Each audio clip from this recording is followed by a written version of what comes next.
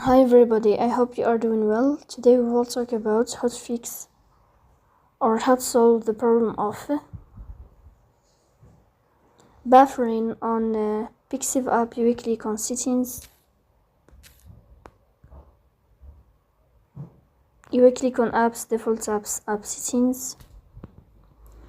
You will search for Pixiv app as you see and you will click here.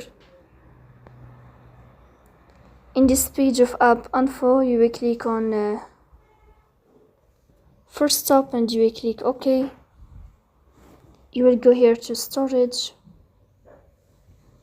You will click on clear cache. You will go to Play Store. You will search for Pixiv. You will uninstall your app and you will install it again. So please don't forget to press bell icon, subscribe. See you next time and thank you for your watching.